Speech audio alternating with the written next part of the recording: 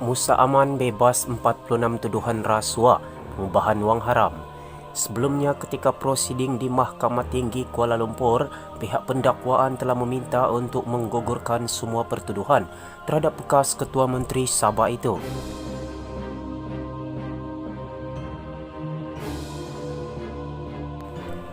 Bekas Ketua Menteri Sabah Musa Aman dibebaskan daripada 46 pertuduhan rasuah dan pengubahan wang haram berkaitan dengan konsesi balak di negeri itu.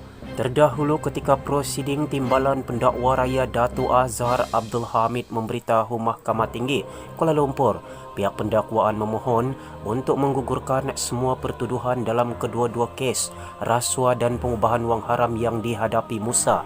Peguam Francis Ng Aik Guan yang mewakili Musa pula berkata, kes itu perlu ada pengakhiran dan oleh itu pihaknya memohon kepada mahkamah memberi keputusan yang wajar, iaitu dengan melepaskan dan membebaskan anak guamnya kerana dibimbangi tertuduh akan didakwa semula.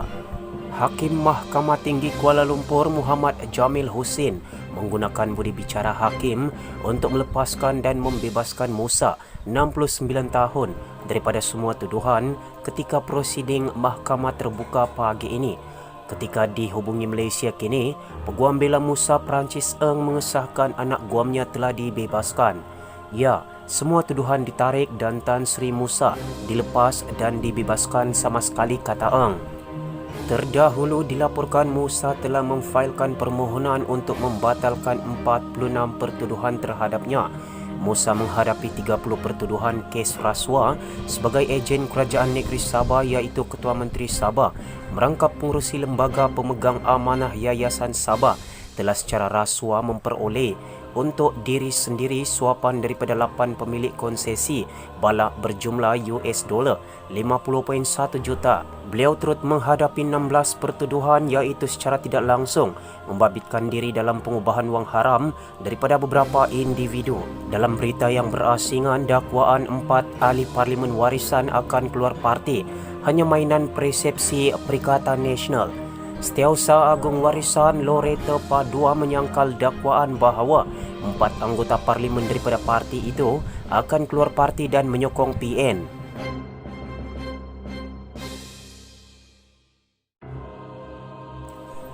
Dalam satu kenyataan hari ini, beliau berkata dakwaan itu tidak benar sama sekali dan menyatakan ia hanya permainan persepsi oleh PN kerana bimbang dengan sokongan terhadap Pakatan Harapan PH dan sekutunya yang kini dikenali sebagai PH+. Ini hanya permainan persepsi oleh PN kerana mereka takut dengan sokongan yang diberikan kepada PH+. Permainan ini bukan sahaja dimainkan ke atas ahli parlimen warisan, tetapi juga ahli-ahli Dewan Undangan Negeri agar mereka menyokong PN. Menurut Loretta, mereka sudah ketandusan. Mereka berani menjual nama ahli-ahli parlimen, kononnya mereka telah bersetuju untuk melompat, katanya. Loretta mengulas laporan harian Metro hari ini yang mengatakan 4 anggota parlimen warisan akan keluar parti dan menyokong PN. Bagaimanapun, semakan mendapati laporan tersebut telah dipadamkan. Kenyataan itu dikeluarkan ketika PH dan sekutunya mengadakan pertemuan hari ini bagi membincangkan calon Perdana Menteri mereka. Dalam desas-desus 4 ahli parlimen warisan bakal melompat parti menyokong Perikatan Nasional, naib Presiden warisan di soal siasat SPRM. Peter Anthony sebelum ini pernah ditahan SPRM pada 2017 dan 2018.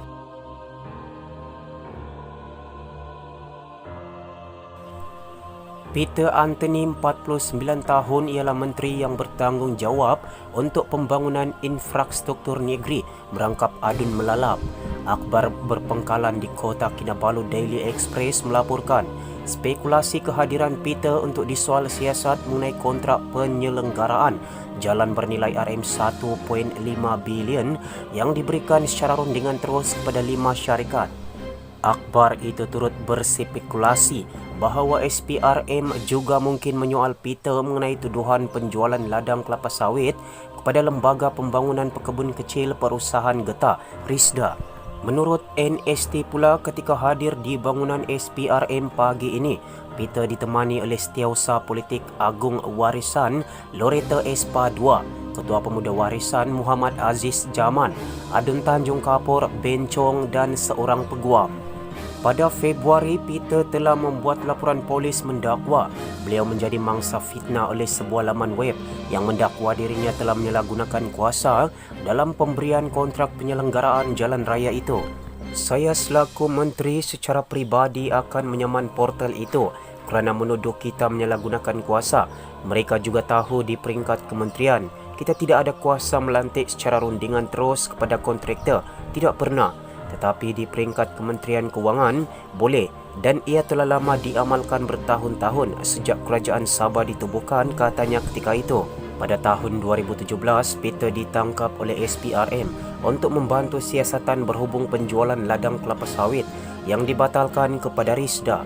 Kemudian pada 5 Januari 2018, SPRM sekali lagi menahan Peter Anthony didakwa berhubung urus niaga pembelian tanah ladang kelapa sawit Risda bernilai RM155 juta di daerah Tongod, Sabah. Risda berada di bawah bidang kuasa Kementerian Pembangunan Luar Bandar yang diterajui oleh Muhammad Syafiee Apdal antara tahun 2013 dan 2016.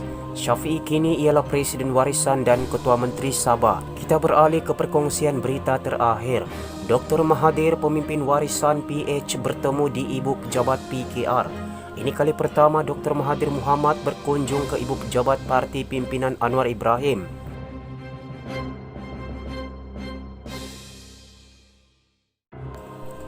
Dr. Mahathir Mohamad, Presiden Warisan Muhammad Syafiee Apdal dan pemimpin tertinggi Pakatan Harapan sedang bermesyuarat di Ibu Pejabat PKR di Petaling Jaya. Ini kali pertama Mahathir dan Syafiee berkunjung ke Ibu Pejabat PKR. PKR ditubuhkan pada tahun 1999, antaranya untuk mendesak Mahathir meletak jawatan sebagai Perdana Menteri ketika itu. Ahli Parlimen yang setia kepada Mahathir, Warisan dan PH dipercayai sedang merancang untuk membentuk kerajaan baru. Sejauh ini telah berlaku serangkaian pertemuan antara pelbagai pihak, tetapi perbincangan dipercayai masih menemui jalan buntu. Berita lanjut akan menyusul selepas ini. Semua sumber berita telah dipetik dari Malaysia Kini Online.